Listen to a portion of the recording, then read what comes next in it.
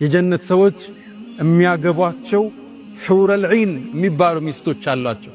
አልሐውራ ሑረል ዒን ማለት አይኗ ሰፊ ሆኖ ነጩ በጣም የደመቀ ጥቁሩ በጣም የጠቆረ ሰፊ ውብ የውበትን ጥግ አላህ የሰጣት። አላህ ሲገልጻት ሉእሉእ መክኑን ተከድና ተሸፍና ለዓመታት የተቀመጠች ሉል ነው የምትመስለው ስትገልጣት። እቺ የጀነት ሰዎች ባለቤት ነች ሑሩል ዒን። ውበቷን ነቢዩ ዓለይሂ ሰላቱ ወሰላም በአንድ ሐዲስ ይጠቅሱታል። ሰሒህ በሆነ ሐዲስ ላይ ወለው አነ እምረአተን ሚን አህሊል ጀነት እጥለዐት ዐላ አህሊል አርድ፣ ወደ ምድር እኮ እንደ ፀሐይ የጀነቷ ሑሩል ዒን ብቅ ብትላሉ ለአዳአት ማ በይነሁማ፣ ምድርና ሰማይ በብርሃኗ ትሞላው ነበር፣ በጸዳሏ ትሞላው ነበር። ወለመለአት ሪሐን፣ ምድርን በውብ መዓዛዋ ታውደው ነበር። ደሞ በጣም ለባሽ ነች። ወለለሲፉሃ ፊ ረእሲሃ፣ ራሷን ጸጉሯን ሸብ የምታደርግበት መሐረቡ ብቻ ኸይሩን ሚነ ዱንያ ወማ ፊሃ፣ ምድርና ምድር ካዘችው ዋጋ በላይ ይመዝናል። አለንጋ ጣቶቿን ወደ ምድር ብታወጣው ፍጥረታት በውበቷ ይፈተናል። ሑረል ዐይንን የዱንያ ሰዎች ፊት ለፊት ቢያዩት ከውበቷ ደንግጠው ይሞቱ ነበር። ይህም መግለጽ ይከብዳል። የጀነት ተጨባጭ ከስዕላችን ከግንዛቤያችን የገዘፈ ነው። ውብ ዓለም ነው። እቺ ሴት ትጠብቀዋለች።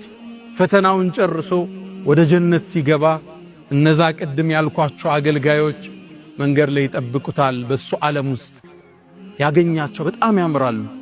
ከዛም አንደኛው ሩጦ ለሑረል ዒኑ ውስጥ ይገባና ይነግራታል። ባልሽ መጣ ይላታል። ለዓመታት ጠብቀዋለች። አሁንም ጀነት ነው ያለች። አይተኸዋል እንዴ ትለዋለች አሉ ነቢዩ ዓለይሂ ሰላቱ ወሰላም። በናፍቆት ትንገበገባለች። ከዛም ያገኛታል። ይተቃቀፋሉ ላይላቀቁ ይላሉ ነቢዩ ዓለይሂ ሰላቱ ወሰላም። የምቾት የደስታ የፌሽታ ዓለም፣ ሁሌም ሰርግ፣ ሁሌም ድግስ፣ ሁሌም ምቾት፣ ሐሳብ የለ፣ ትካዜ የለ፣ ብሶት የለ፣ ህመም የለ፣ ማርጀት የለ፣ መሞት የለ፣ መጸዳዳት የለ፣ መተኛትም የለ። በመተኛት የሚያልፍ የደስታ ጊዜ እንዳይኖር ማለት ነው። አንዳንዴ ደስታ ላይ ሆነ እንቅልፍ ይመጣና አዎ ማታ እኮ ተኛው ትላለህ። ደስታውን ቆርጠ እንቅልፍ ይጥላል። ጀነት ውስጥ እንቅልፍ እንዳይኖር አላህ አደረገ።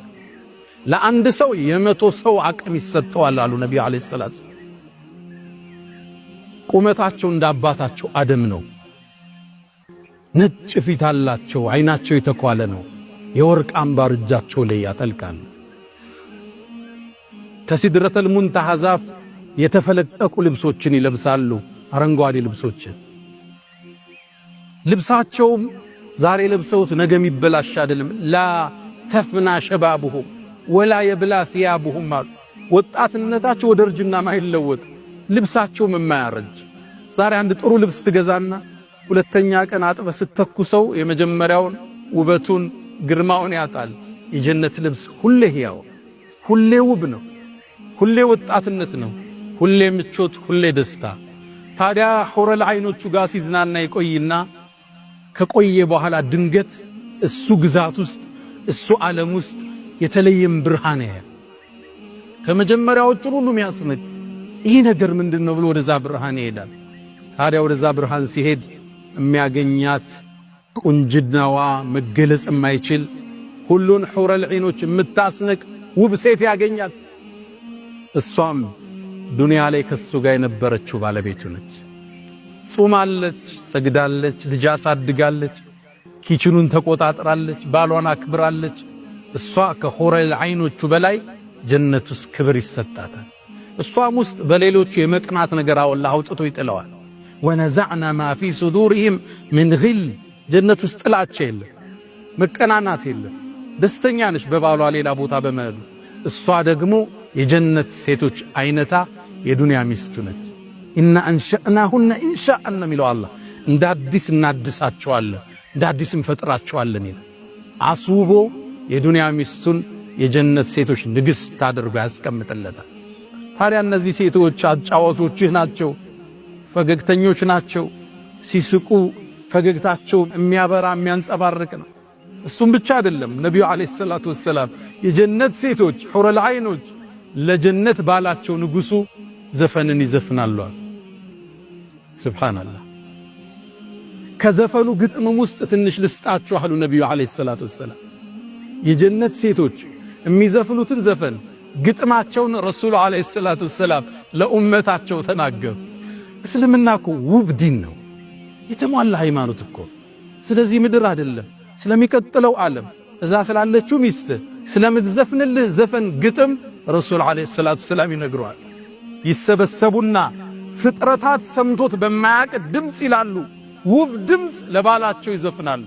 ነሕኑ ኸይራቱል ሒሳን አዝዋጁ ዘውጅን ኪራም የንዙርና በቁረተ አዕያን ይላሉ። እኛ እኮ ውብና ማራኪዎቹ እኛ ነን ይላሉ። አዝዋጁ ዘውጅን ኪራም የተከበረው ንጉሥ ሚስቶች እኮ እኛ ነን ይላሉ ባላቸው። ታዲያም በፍቅር እንተያያለን ይላሉ። ሌላም ግጥሞች አሉቻቸው ነቢዩ ዓለይሂ ሰላቱ ወሰላም የጠቀሱ ሚስቶች የሚዘፍኑልህ የደስታ ዓለም፣ የፌሽታ ዓለም፣ የፈለከውን ነገር የምታገኝበት ዓለም የፈለከው። አንዱ መሻይኾቻችን ውስጥ አንዱ ምን አለ፣ እኔ ጀነት አላህ ወፍቆኝ ብገባ አላህን ከምጠይቀው ውስጥ ዱንያ እንዴት እንዳለፈች እንደ አዲስ እንዲነግረኝ ይፈልጋለሁ። የፈለከው ነው አያለ አላህ። የዚህ ቦታ ላይ ስጠይቅህ እስቲጃባ አላረክልኝም ለምን ነበር ሚስጥሩ? ሁሉ አላህ ወለሁም ፊሃ ማ ተሽተሂል አንፉስ፣ ነፍስ የፈለገችው ሁሉ ላንተ አለ ጀነት ውስጥ።